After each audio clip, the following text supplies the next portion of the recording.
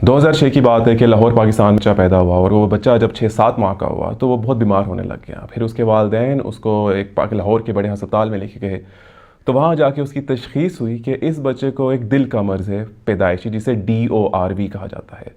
तो इसका जो हतमी इलाज है वो यहाँ नहीं होता, उसके लिए आपको बाहर के मुल्क जाना पड़ेगा। तो और फ़ौरन 15-20 दिनों में जाना पड़ेगा। तो बच्चे के वालिदैन ने कहा कि हम फ़ौरन तो नहीं जा सकते, हमें आप कुछ करें, अभी हम एकदम अफोर्ड नहीं कर सकते। तो उन्होंने कहा हम इसका इनिशियल प्रोसीजर जिसे BT शंट कहते हैं, जो आपकी सर्कुलेशन दिल की बेहतर करने के लिए हम ये एक ट्यूब डाल देते हैं, तो फिर देखते हैं आगे क्या करना है। जब BT शंट उन्होंने प्रोसीजर करवाया, उसके 4-5 महीने बाद वो ट्यूब जो डाली हुई थी वो चोक कर गई। अब बच्चे की तबीयत दोबारा ख़राब होने लगी। तो अब उन्होंने कहा कि बाकी जो प्रोसीजर है, जो हतमी इलाज है, वो हम यहाँ नहीं कर सकते, वो अब फ़लाने कुछ पाकिस्तान के अस्पताल हैं, वहाँ से पता करें। तो जब उन्होंने वहाँ से पता किया, जो कराची का एक बहुत बड़ा अस्पताल था, तो उन्होंने बताया 2006 की बात है कि इसका जो हतमी इलाज होगा उसके लिए हमें सर्जन बाहर से बुलाने पड़ेंगे और लागत होगी पाकिस्तानी 1 करोड़ रुपया। फिर उन्होंने एक और लाहौर के बड़े अस्पताल से पता किया तो उन्होंने कहा लागत होगी 1.5 करोड़ पाकिस्तानी रुपये। फिर एक और बहुत ही अच्छे प्रोफेसर थे लाहौर के, जो इनके साथ बहुत कोऑपरेट कर रहे थे, उन्होंने इनको, बच्चे के वालिदैन को, वालिद को इंडिया के कुछ अस्पतालों का नंबर दिया और डॉक्टर्स का। उन्होंने कहा आप इनसे रजू करें, जिनमें से एक दिल्ली के फोर्टिस हॉस्पिटल के डॉक्टर राजेश शर्मा, जो कि पीड्स कार्डियक सर्जन, उनसे बच्चे के वालिद ने रब्ता किया। तो उन्होंने बताया कि बच्चे का हतमी इलाज यहाँ हो सकता है, हम कर सकते हैं कोशिश, और टोटल लागत होगी इंडियन 10 लाख रुपए। तो फिर इन्होंने वीज़ा लगवाया, ये अपनी फैमिली के साथ गए। बच्चे का मेडिकल वीज़ा था, साथ 3 और लोग थे, उनका एज एन अटेंडेंट वीज़ा लगा। ये सारे 4 लोग बस से रवाना होकर वाघा बॉर्डर क्रॉस करके न्यू दिल्ली पहुँचे। रात के 10 बजे पहुँचे। मेरी वाली से डायरेक्ट बात हो रही थी और उनके ज़बानी मैं बात आपको बता रहा हूँ, क्योंकि ऐसे बड़ा तूफ़ान था, बारिश हो रही थी, रात के 10 बजे हुए थे। हम पहुंचे, हम अस्पताल में थे, तो उस वक्त जो डॉक्टर राजेश शर्मा थे वो राउंड कर रहे थे और मैं और मेरी वाइफ खड़े हुए थे। और अब हम सोच रहे थे कि एक हिंदू डॉक्टर है, हिंदू डॉक्टर आने लगा है, तो अब इसको क्या कहें, इसको नमस्ते कहें या हाय कहें, नमस्ते कहें या हाय कहते। हम ये सोच रहे थे क्या करें। इतनी देर में वो डॉक्टर आए और डॉक्टर ने आके उन्हें कहा अस्सलाम वालेकुम, जिसके जवाब में इन लोगों ने कहा वालेकुम सलाम। फिर डॉक्टर ने उन्हें अपना नंबर दिया और कहा कि आपके जहन में कोई भी सवालात हों, रात के 2 बजे हों, 3 बजे हों, आपने मुझे कॉल कर देनी, आपने झिझकना नहीं है। और फिर कुछ इनिशियल प्रीरेक्विजिट्स पूरे करके तीसरे चौथे दिन जब ऑपरेशन होने लगा, पहले बैठ के उन्होंने उन्हें समझाया कि ऑपरेशन में हम क्या करेंगे। ठीक है, जो एक बड़ी शरेआन है जो राइट वेंट्रिकल में चलेगी है, जो दिल का निचला दाएं जानिब का चैम्बर है, उससे वहाँ नहीं होना था, तो हम उसी को ठीक करने की कोशिश करें, सर्कुलेशन बेहतर बनाने की कोशिश करें। तो उन्होंने सारा उनके वालिद को समझाया।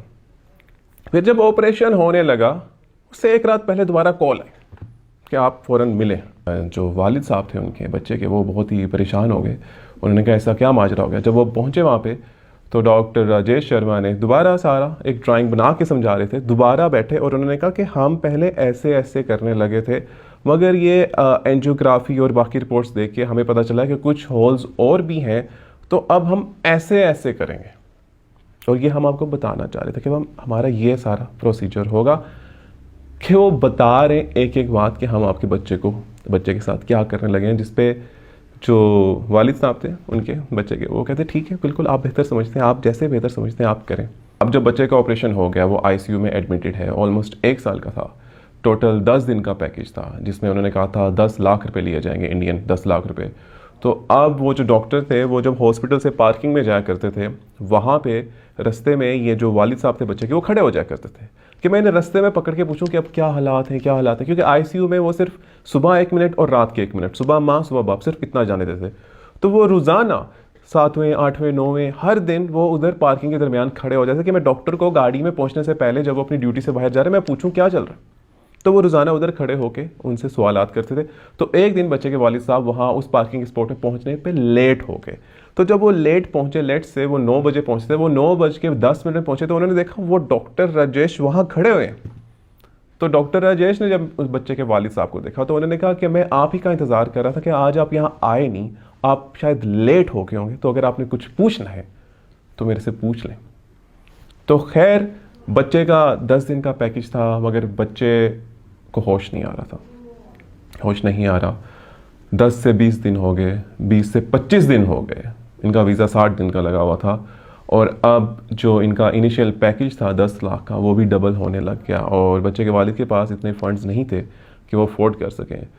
जिस पे वो झिझकते झिझकते डॉक्टर राजेश शर्मा के पास गए कि उन्होंने उनसे इल्तिजा की कि हमारे पास इतना बजट नहीं है, हमें 10 लाख बताया गया था, तो ये तो ऊपर लगी जा रहा है, तो क्या करें। आगे से डॉक्टर राजेश शर्मा ने वो बिल पकड़ा और 10 लाख के ऊपर जो इनिशियल प्राइवेट मेडिकेशंस चल रही थी, जो सब कुछ चल रहा था, वो उन्होंने देखा और उस पर उन्होंने लाइन लगा दी। उन्होंने कहा आपसे कमिटमेंट हमारी सिर्फ 10 लाख की हुई थी, आपने सिर्फ 10 लाख देने, ऊपर वाला एक पैसा भी आपने नहीं देना। अब 10 दिन से ऊपर चले गए, 15 दिन हो गए, 16वां 17वां 18वां दिन हो गया, बच्चे को होश नहीं आ रहा, बच्चे को होश नहीं आ रहा। फिर इन्होंने 19वें दिन कॉल की स्पीकर में कि फ़लाने बच्चे के वालिदैन आए। तो ये लोग बहुत डरे डरे गए कि ऐसा क्या हो गया। तो जब बच्चे के वालिद साहब आईसीयू गए तो उन्होंने देखा कि बच्चे को ऐसर वालिद साहब के ज़बानी टोटल 34 ड्रिप्स लगी हुई थी। और फिर वहाँ डॉक्टर ने बच्चे के वालिद साहब से कहा कि आपका जो बच्चा है, इसको हमें ये लगता है कि सेंसेस खो चुका है, इसको नहीं आ रही होश, जिसे इन अदर वेज अक्सर कहते हैं कि ब्रेन डेथ हो चुकी है। तो अब हम ड्रिप्स आहिस्ता आहिस्ता कम करने लगे। हम आपसे पूछ रहे हैं क्या अब हम कम करने लग जाएं, हम इसको आहिस्ता आहिस्ता वेंटिलेटर से उतारने लग जाएं। जिसके आगे बच्चे के वालिद साहब ने दोबारा कहा कि जैसा आप लोग बेहतर समझते हैं आप वैसा करें। तो वो चले गए। फिर उससे अगले दिन दोबारा स्पीकर में अनाउंसमेंट हुई कि फ़लाना बच्चा जो है उसके वालिदैन दोनों आए आईसीयू में। तो जब वो अंदर पहुँचे तो वहाँ जो डॉक्टर्स की टीम खड़ी हुई थी, बच्चा था, तो उन्होंने कहा माँ को बच्चे की कि आपने बच्चे को आवाज़ें देनी है। और 9 ड्रिप्स ही लगी थी, अब कम हो गई थी एज़ पर वालिद साहब की ज़बानी। माँ आवाज़ें देती रही बच्चे को, बुलाती रही, उसके नाम से बुलाती रही। तो फिर वालिद साहब ने तो नोट नहीं किया, मगर माँ ने किया कि बच्चे की आंख थोड़ी सी हिली और माँ ने कहा कि इसकी आंख हिली है। डॉक्टर्स ने आगे से माँ से पूछा कि आपको लगा है कि हिली है, तो माँ ने कहा इसकी आंख हिली है, थोड़ी सी हिली है। जब डॉक्टर्स ने कहा ठीक है आप लोग अब बाहर चल जाएं।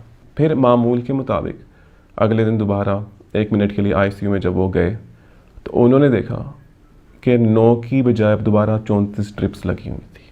दोबारा हिम्मत की जा रही थी कि बच्चे को उठाना है। फिर 39th डे में जाके उस बच्चे को होश आ गया और फिर 10 दिन बाद उस बच्चे को डिस्चार्ज कर दिया गया और वो लोग पाकिस्तान वापस आ गए सिर्फ उतने ही पैसे देके जितना उनको कहा गया था। तो ये जो हम सब कॉन्टिनेंट में हम लोग बटे हुए हैं, मैं जो यहाँ किताबें पढ़ता हूँ पाकिस्तान में, उसमें 1965 की जंग मैं जीता हूँ, आप जो पढ़ते होंगे उसमें आप जीते होंगे। 1971 में मैं पढ़ता हूँ, मैं जीता हूँगा, आपकी किताबों में आप जीते होंगे। और हम इत्तेफाक नहीं करते इस बात पे कि जंग कौन जीता, क्योंकि हर कोई अपनी किताबों में जीता हुआ है। मगर हम एक बात पे इत्तेफाक ज़रूर कर सकते हैं कि जो 2006 में जंग हुई इस बच्चे की जान बचाने के लिए, उसमें इंसानियत जीत गई।